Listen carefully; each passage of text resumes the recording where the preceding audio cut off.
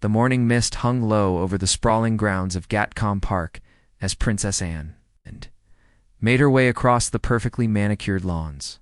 Her boots clicked against the stone pathway with determined precision, each step echoing the resolve that had been building in her chest for weeks. The Princess Royal had always been known for her no-nonsense approach to royal duties, but today she carried herself with an intensity that even her closest staff had rarely witnessed. Behind the tall windows of the main house, she could see movement in what used to be the guest quarters. Tom Parker Bowles had been living there for 3 months now, treating the historic property as his personal retreat. The arrangement had begun innocently enough when Camilla mentioned that her son needed a quiet place to work on his latest cookbook project. What started as a temporary favor had evolved into something that made his jaw clench with barely contained frustration. The issue wasn't simply about Tom's extended stay. Anne had witnessed firsthand how he entertained guests at all hours, hosted loud dinner parties that disturbed the peaceful atmosphere she valued, and treated the staff with casual indifference. The property, which had been Anne's sanctuary for decades, felt invaded by someone who seemed oblivious to its significance in history as she approached the main entrance. Anne reflected on the conversation she'd had with her brother Charles just 2 days prior. The king had seemed distracted, offering vague reassurances about speaking to Camilla without providing any concrete timeline. His reluctance to address the situation directly had only strengthened Anne's determination to handle matters herself. She understood the delicate position Charles found himself in, caught between his sister's legitimate concerns and his wife's family dynamics. The heavy oak door opened before she could reach for the handle. Mrs. Henderson, the longtime housekeeper, greeted her with a knowing look that spoke volumes. The elderly woman had served the royal family for over 30 years and possessed an intuitive understanding of palace politics that rivaled any courtier. Her slight nod toward the dining room conveyed everything Anne needed to know about Tom's current location. Anne found Tom at the antique mahogany table, surrounded by recipe notes and what appeared to be the remnants of an elaborate breakfast. He looked up with his characteristic easy smile, seemingly unaware of the storm clouds gathering around his comfortable arrangement.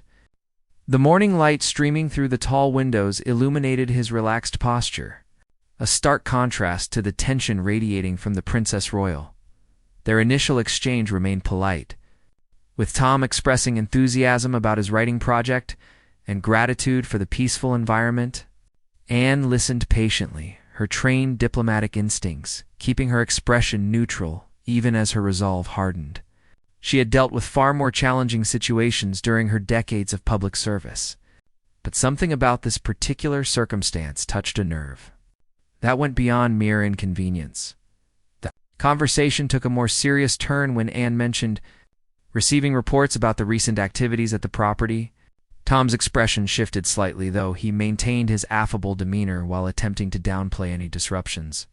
His explanations felt rehearsed, lacking the genuine concern that expected from someone genuinely sorry for causing problems.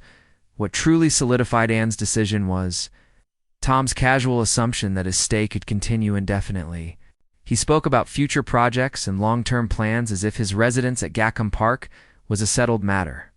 The entitlement in his tone, however subtle, confirmed what Anne had suspected about his true attitude toward the arrangement as their meeting concluded. Anne maintained her composure while internally finalizing the course of action she had been contemplating. The respect she held for Camilla as her sister-in-law would not prevent her from protecting what she considered sacred ground. Gatcombe Park represented more than property. It embodied decades of memories, hard work, and personal investment that she refused to see diminished by casual disregard. Walking back across the grounds after their conversation, Anne felt the familiar weight of responsibility that had shaped her entire adult life.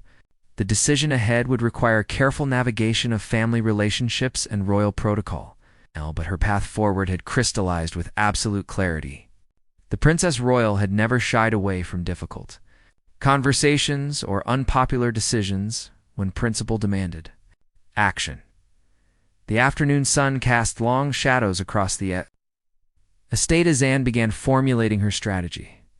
She would need to coordinate with palace officials, consult legal advisors about property rights, and most importantly, have a frank discussion with Prince William.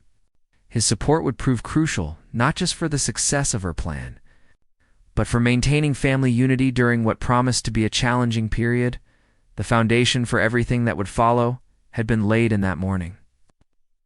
Anne's decision to reclaim control of her property would set in motion a series of events that would test relationships, challenge assumptions, and ultimately reshape the dynamics within the royal family. The quiet strength that had defined her public service would now be directed toward a very personal battle, one that would require all her diplomatic skills and unwavering determination. The secure telephone line between Gatcombe Park and Adelaide Cottage crackled to life just after 8 in the evening. Prince William answered on the second ring, his voice carrying the familiar warmth reserved for family conversations. Anne wasted no time on pleasantries, launching directly into the situation that had been consuming her thoughts since morning. She outlined Tom's extended residence with methodical precision, detailing each incident that had contributed to her growing frustration. William listened without interruption, occasionally making soft sounds of acknowledgement that encouraged her to continue. His silence spoke volumes about his understanding of the delicate nature of the situation and his respect for his aunt's judgment. The conversation revealed layers of complexity that went far beyond a simple property dispute. Anne explained how Tom's presence had begun affecting the estate's daily operations, with staff members expressing private concerns about maintaining proper protocols. The normally efficient household routines had been disrupted by unpredictable schedules and additional responsibilities that hadn't been part of the original arrangement. William's questions demonstrated his careful consideration of all angles. He inquired about Camilla's awareness of the problems and whether Charles had been fully informed about the extent of the issues. Anne's responses painted a picture of family dynamics where good intentions had created an untenable situation that required immediate resolution. The Prince of Wales found himself in a unique position to understand Anne's perspective. His own experiences managing multiple properties and dealing with extended family expectations gave him insight into the challenges she faced. The conversation naturally evolved into a broader discussion about boundaries and the responsibilities that came with royal privileges. Anne's proposal was characteristically direct and decisive. She intended to give Tom formal notice to vacate the property within a reasonable time frame, allowing him to make alternative arrangements without causing undue hardship. Her approach balanced firmness with fairness, reflecting her decades of experience in handling sensitive situations with appropriate diplomatic consideration. William's response came after a long pause, filled with thoughtful consideration. His voice carried a note of admiration for his aunt's straightforward approach to what many would consider an impossibly delicate family matter. He expressed his understanding of her position and his respect for her right to make decisions about her own property. The conversation took an interesting turn when William shared his own observations about similar situations he had encountered. His perspective as someone who would eventually face comparable challenges added depth to their discussion and reinforced Anne's confidence in her chosen course of action. Their dialogue revealed the genuine affection and mutual respect that existed between them, transcending the formal protocols that often govern royal family interactions. William's willingness to listen and offer support demonstrated the strong foundation of trust that Anne had hoped to rely upon during this challenging period. As they discussed potential reactions from other family members, William offered valuable insights based on his unique position within the family hierarchy. His understanding of palace dynamics and media sensitivities helped Anne refine her approach to minimize potential complications while maintaining her resolve. The conversation gradually shifted toward practical considerations about timing and communication strategies. William suggested coordination with private secretaries to ensure that all relevant parties received appropriate notification and that proper procedures were followed. Throughout the process, Anne appreciated William's thoughtful questions about her long-term relationship with Camilla and how this decision might affect their future interactions. His concerns reflected genuine care for family harmony while acknowledging the necessity of addressing the current situation decisively. Their discussion of potential media attention revealed both their shared understanding of public scrutiny and their confidence in handling whatever coverage might emerge. Years of experience had taught them that principled decisions properly executed typically generated less controversy than prolonged indecision. The telephone conversation concluded with William offering his full support for Anne's planned course of action. His endorsement carried significant weight, given his position within the family and his reputation for careful judgment in complex situations. After ending the call, Anne felt a profound sense of relief and renewed determination. William's understanding and encouragement validated her decision while providing the family support she had hoped to secure. His practical suggestions had helped her anticipate potential challenges and refine her strategy. The evening had transformed what began as a difficult conversation into a collaborative planning session between two royals who shared similar values and approaches to problem solving. Their alliance would prove invaluable as events continued to unfold. Anne spent the remainder of the evening reviewing her notes and preparing for the conversations that lay ahead. William's support had given her the confidence to proceed with her plan while maintaining optimism about preserving important family relationships throughout the process. The following morning brought an unexpected development that would accelerate Anne's carefully planned timeline.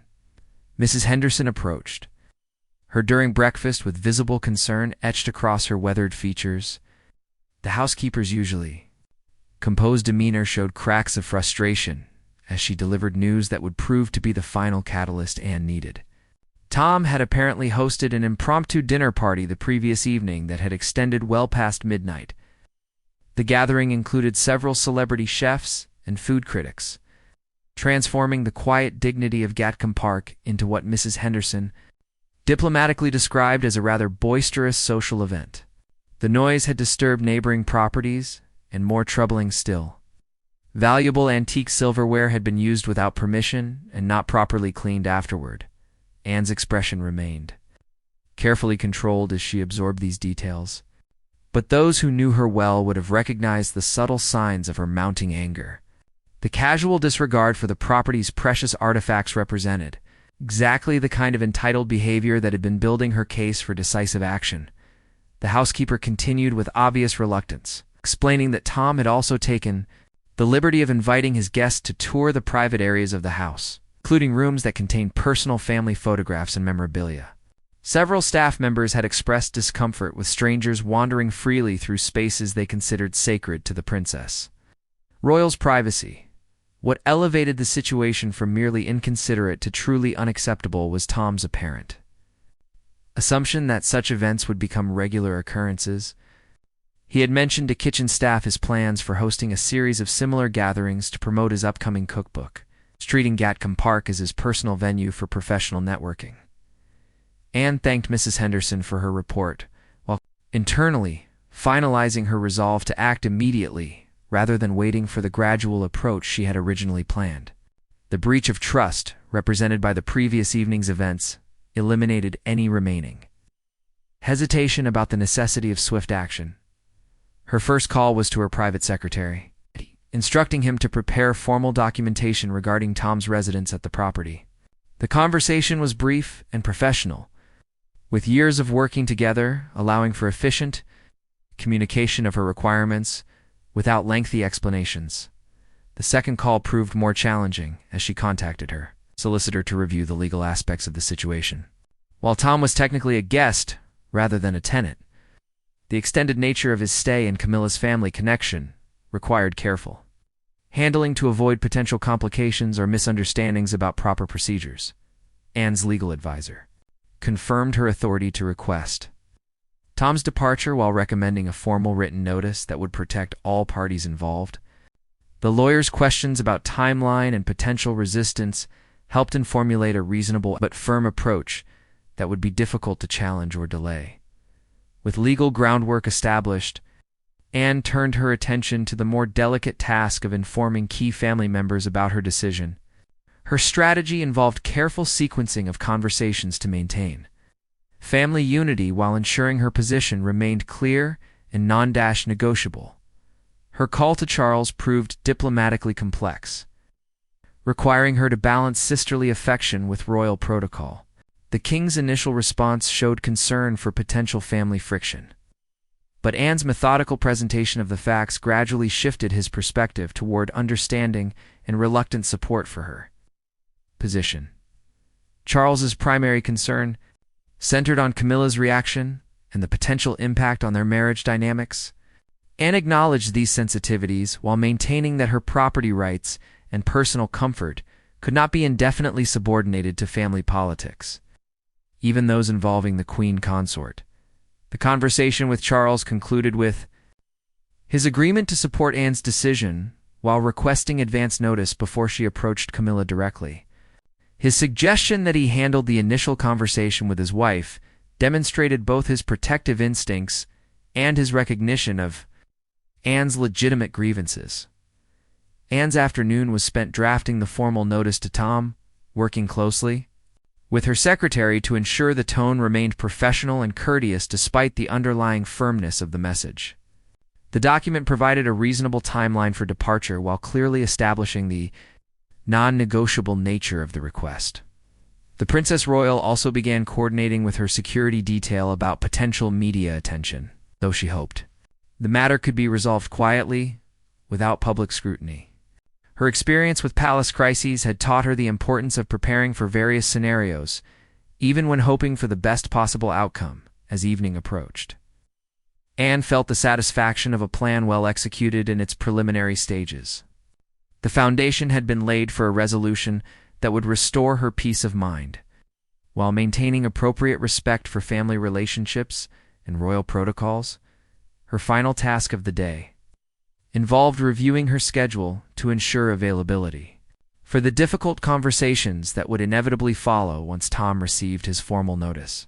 The Princess Royal understood that the real challenges lay ahead, but her preparation had equipped her with confidence in her ability to navigate whatever complications might emerge. The formal notice was delivered to Tom Parker Bowles at precisely 10 o'clock on Thursday morning, presented by Anne's private secretary with the diplomatic courtesy that royal protocol demanded. The document, printed on official letterhead and sealed with the Princess Royal's personal crest, conveyed its message with unmistakable clarity despite the polite language, carefully chosen by palace lawyers. Tom's initial reaction, according to the secretary's subsequent report to Anne, had been one of genuine surprise rather than anger. He had apparently believed his residence arrangement enjoyed indefinite royal approval and had never considered that his extended stay might become problematic. For the Princess Royal, his shock seemed authentic, suggesting a level of obliviousness that Anne found both troubling and revealing. Within hours of receiving the notice, Tom had placed urgent calls to his mother, setting in motion the family crisis that Anne had anticipated but hoped to minimize. Camilla's response to learning about her son's eviction notice reportedly involved considerable emotional distress and immediate demands for explanation from her husband about how such a situation had been allowed to develop. The Queen Consort's reaction created exactly the kind of palace tension that Charles had feared when Anne first outlined her concerns. Camilla felt blindsided by what she perceived as an attack on her family, while simultaneously recognizing her limited ability to challenge Anne's authority over her own property. The impossible position left her. Frustrated and seeking targets for her disappointment, Charles found himself managing a delicate balancing act between supporting his sister's legitimate rights and maintaining harmony in his marriage. His attempts to explain Anne's perspective to Camilla met with limited success, particularly given the emotional nature of her response to what she viewed as an assault on her son's reputation and character. Meanwhile, Anne maintained her resolve despite the family turbulence her decision had created. She understood that temporary friction was preferable to the long-term resentment that would inevitably result from allowing the situation to continue unchallenged. Her decades of royal service had taught her that difficult decisions often required weathering initial storms to achieve lasting solutions. The palace communications team found themselves managing carefully crafted responses to media inquiries that had somehow emerged despite efforts to keep the matter private. Royal correspondents had developed sources throughout the various households, making complete secrecy impossible when tensions reached the levels currently affecting multiple royal residences. Tom's own response evolved throughout the day as he consulted with friends and advisors about his options. His initial plan to appeal directly to Charles was discouraged by those who understood palace dynamics better than he apparently did. The realization that Anne's decision enjoyed support from other family members gradually dampened his hopes for successful intervention. Anne spent the day maintaining her normal schedule while monitoring developments through her staff's discreet updates. Her public engagements proceeded without visible signs of the family drama unfolding behind palace doors, demonstrating the professional composure that had defined her entire royal career. The afternoon brought an unexpected development when William personally called Tom to discuss the situation. The Prince of Wales's conversation with Camilla's son remained private, but sources suggested that William had offered practical assistance with finding alternative accommodations while firmly supporting his aunt's decision. William's intervention carried significant weight due to his position as heir apparent and his reputation for fairness in family disputes.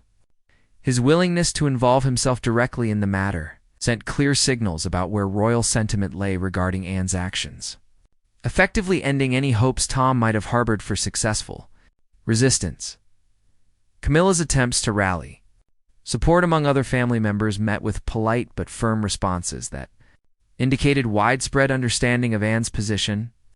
The Queen Consort discovered that her son's behavior at Gatcombe Park had not gone unnoticed by others, with several relatives expressing private sympathy for Anne's difficult situation.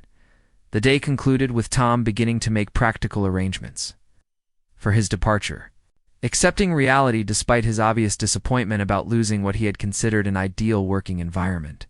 His grudging cooperation suggested recognition that continued resistance would only worsen relationships with family members whose goodwill he valued, and received reports of these developments with quiet satisfaction, knowing that the worst of the crisis had likely passed.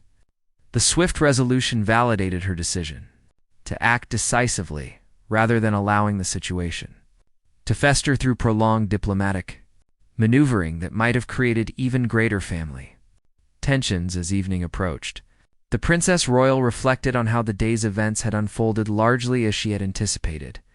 While the family friction remained regrettable, her experience had taught her that clear boundaries consistently enforced ultimately strengthened rather than weakened important relationships the foundation had been established for. Tom's dignified departure and the restoration of peace at Gatcombe Park, outcomes that justified the temporary discomfort of challenging conversations and wounded feelings among family members who had become too comfortable with unsustainable arrangements. The weekend brought a series of private family meetings that would determine whether Anne's decisive action would result in lasting division or eventual understanding within the royal household.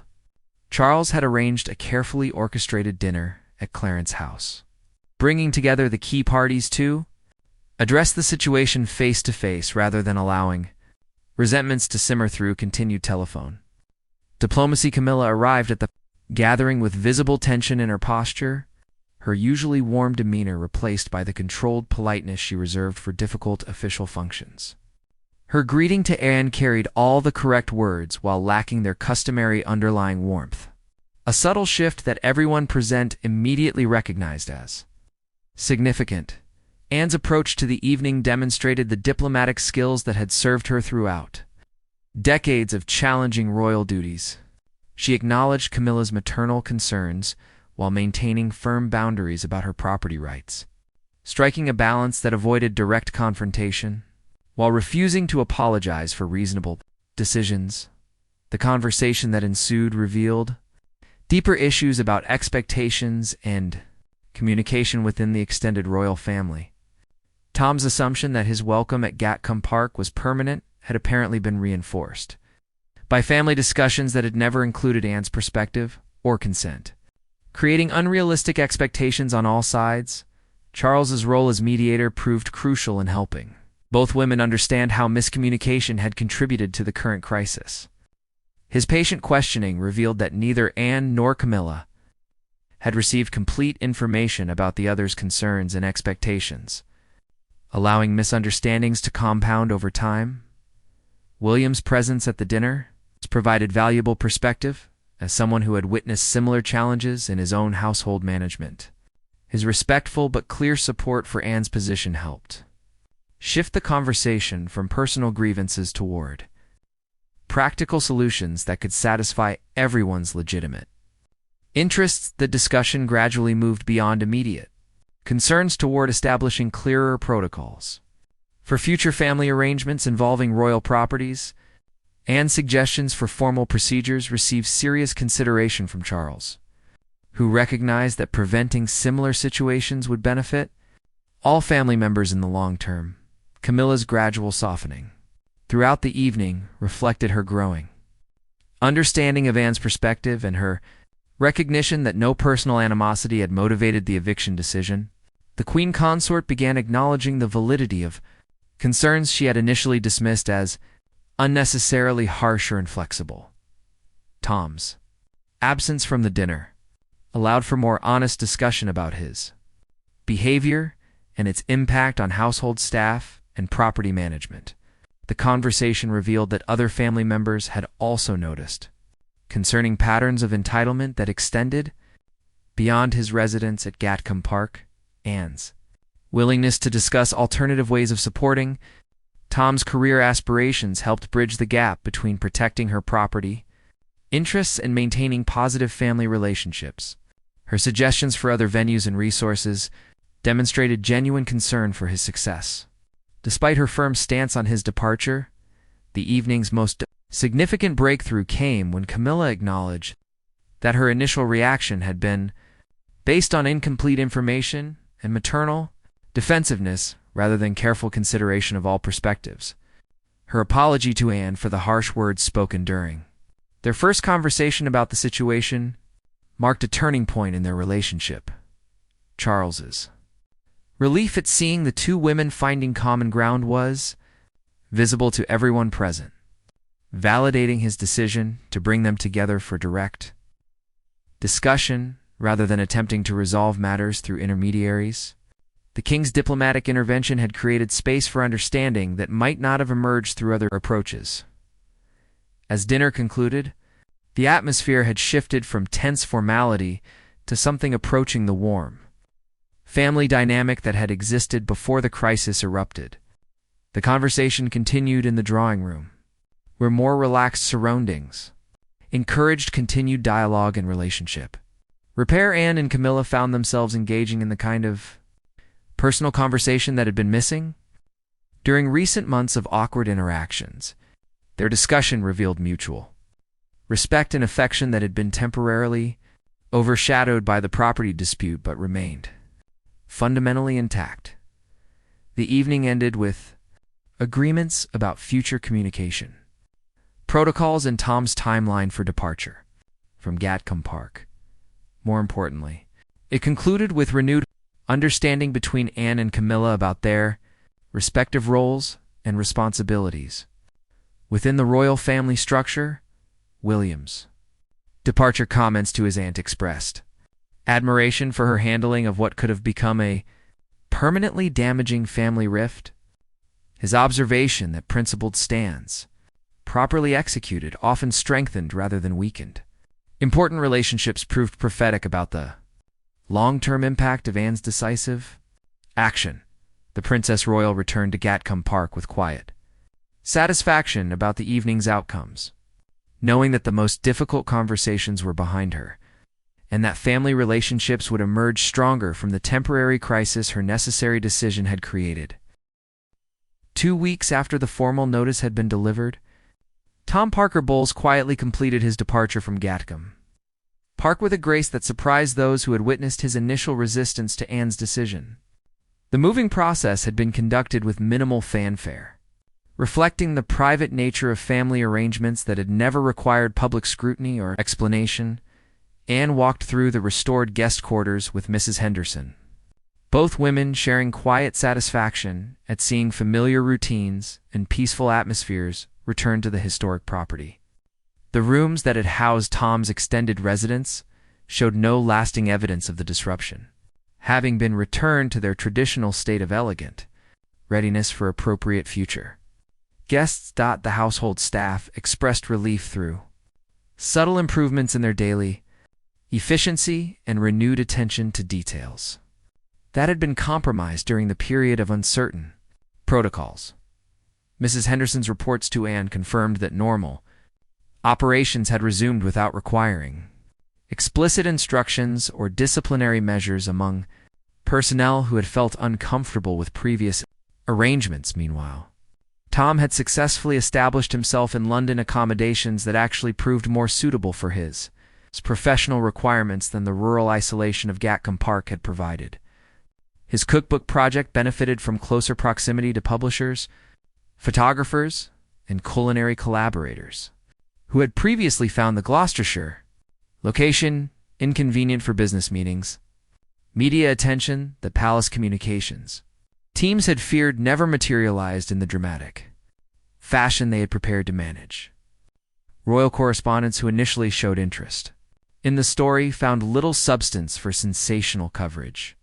Once it became clear that family relationships remained intact and all parties had reached amicable resolutions, Anne's reputation emerged enhanced, rather than damaged from the episode, with royal observers noting her skillful balance of firmness and fairness in handling what could have become a messy public dispute.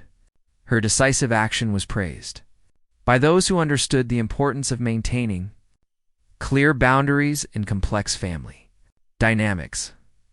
Camilla's relationship with Anne actually strengthened as a result of their frank discussions during and after the crisis.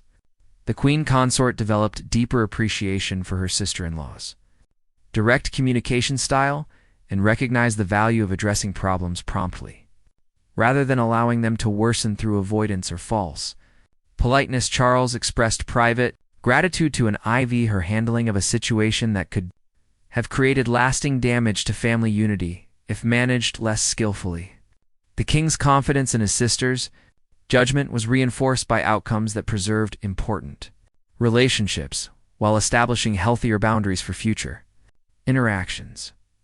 William's support throughout the process had demonstrated his growing influence within family dynamics and his ability to provide valuable perspective during challenging situations. His diplomatic skills and balanced approach to complex issues marked him as someone capable of healing divisions rather than creating them. The new protocols established for future family arrangements involving royal properties created clarity that prevented similar misunderstandings, while maintaining the generous spirit that characterized royal hospitality. These guidelines balance family warmth with practical considerations about property management and staff responsibilities. Tom's own reflection on the experience, shared privately with close friends, revealed genuine understanding of how his behavior had created problems he had never intended. His respect for Anne's position grew as he gained perspective on the challenges of managing historic properties and maintaining household harmony. The cookbook that Tom eventually published included a gracious acknowledgement of his time at Gatcombe Park, expressing gratitude for the inspiration he had drawn from its peaceful surroundings while carefully avoiding any mention of the circumstances surrounding his departure. His professional success vindicated Anne's suggestion that alternative arrangements would better serve his career interests. Anne's decision to act decisively when confronted with an untenable situation became a case study within palace circles about effective family leadership. Her approach demonstrated that principled stands, properly executed, could strengthen rather than weaken important relationships while protecting legitimate interests. The Princess Royal's handling of the entire episode reflected decades of experience in balancing personal needs with family obligations, public duties with private rights, and diplomatic considerations with practical requirements. Her success in navigating these competing demands while maintaining dignity in relationships earned widespread respect. As autumn returned to Gatcombe Park, Anne enjoyed the restored tranquility of her beloved property with renewed appreciation for the peace she had temporarily lost and successfully reclaimed. The estate's familiar rhythms resumed their natural flow, unmarred by the brief disruption that had threatened but ultimately strengthened the bonds that held her extended family together. The quiet satisfaction she felt while walking her familiar grounds reflected not just personal victory, but validation of principles that guided her approach to royal service. Her willingness to address difficult situations directly had once again proven superior to the alternative of accepting unacceptable circumstances for the sake of false harmony